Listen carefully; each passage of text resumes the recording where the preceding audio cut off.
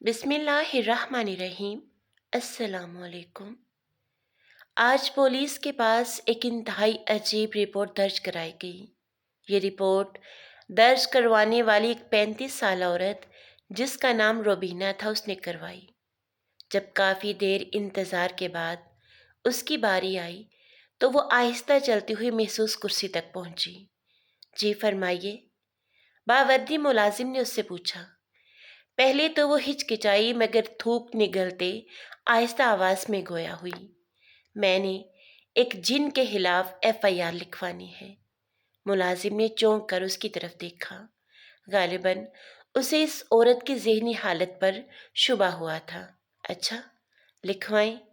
क्या मसला है आपको जिन से? जी, वो जिन रोज़ रात को मेरे कमरे में आता है और मुझसे जिनसी ताल्लुकात बनाता है, ज़बरदस्ती मुझे डरा कर। अब की बार मुलाजिम बजाय कुछ लिखने के बगौर उस औरत के चेहरे को तकने लगा।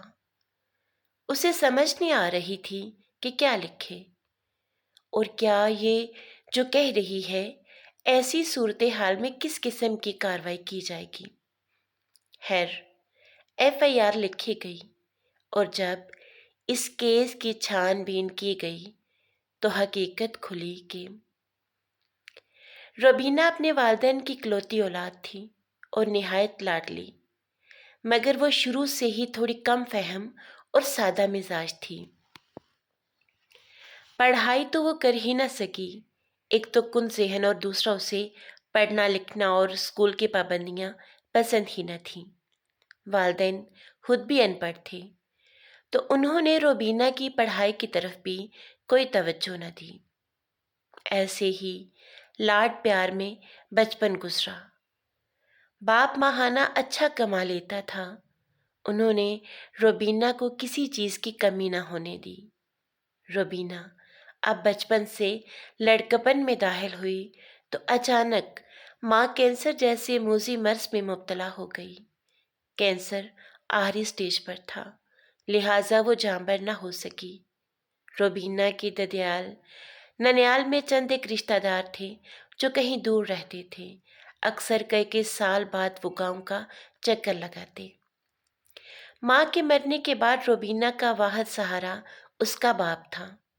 हाँ, मगर उसके मोहल्ले की सभी औरतें रोबीना का ख्याल रखती, खसूसन मासी बशीरा जो उसकी माँ की सहेली भी थी और एक अच्छी औरत थी।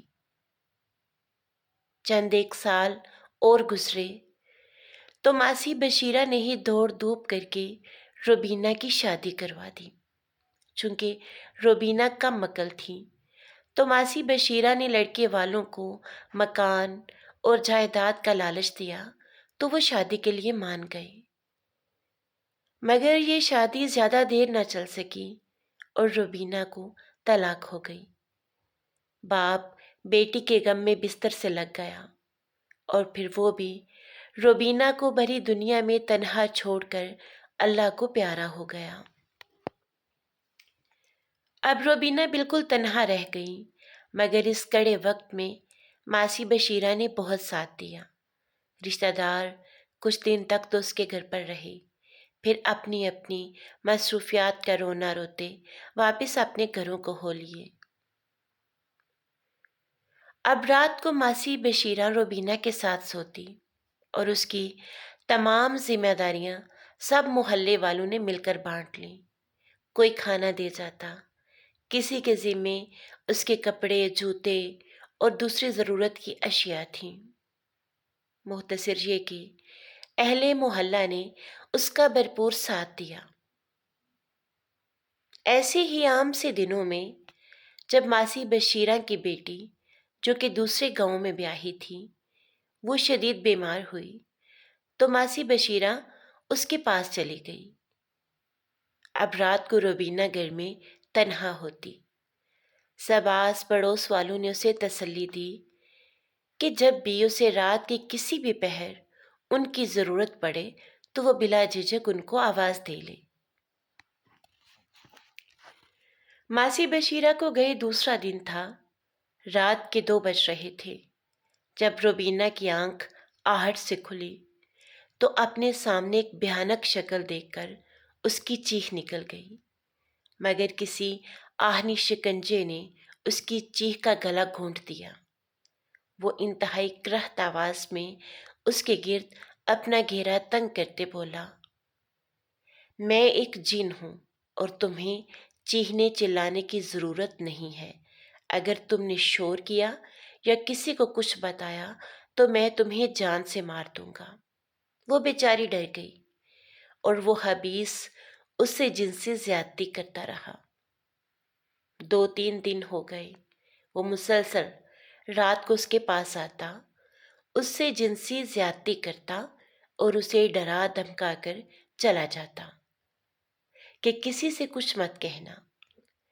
مگر چوتھے روز روبینہ نے ڈرتے ڈرتے اس کا ذکر اپنی ہمسائی سے کیا کہ اسے کہیں کسی پیر کے پاس لے چلے، کہ اس طرح رات کو اس کے گھر میں جن آتا ہے اور اس سے غلط کام کرتا ہے۔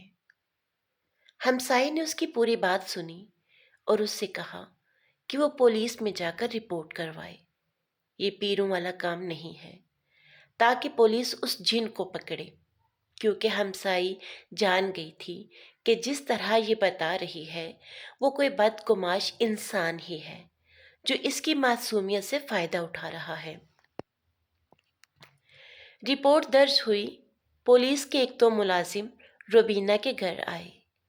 کچھ دن کی چھان بین کے بعد بالآخر مجرم پکڑا گیا۔ اگر پولیس والے نیک نیتی سے اپنی ڈیوٹی سر انجام دیں تو جرائم بھی کم ہو سکتے ہیں اور مجرم کو پکڑنا بھی نہایت آسان۔ خیر، مجرم اسی محلے کا ایک آوارہ لڑکا تھا جو ڈراؤنا ماسک پہن کر روبینہ کے پاس آتا اور اسے ڈرا دھمکا کر اس سے زیادتی کرتا رہا۔ اس دوران ماسی بشیرہ بھی واپس آ گئی اور وہ اب دن رات روبینہ کے ساتھ رہنے لگی اور مجرم کو پولیس پکڑ کر لے گئی۔ اس کو سزا جو دی گئی سو دی گئی، مگر ایک بات تو ہے کہ یہ مردوں کا معاشرہ ہے، یہاں عورت ذات کا تنہا رہنا بھی ایک سزا ہی ہے، جہاں ہوس پرست اپنی ہوس پوری کرنے کے لیے کیسے کیسے ہتھ کنڈے استعمال کرتے ہیں۔ اگر آپ کو کہانی اچھی لگے تو لائک کر دیجیے گا ویڈیو کو، اور مزید اچھی ویڈیوز کے لیے میرے چینل کو سبسکرائب بھی کر دیجیے گا۔ ملتے ہیں پھر کسی اچھی سی اور سبق آموز کہانی کے ساتھ۔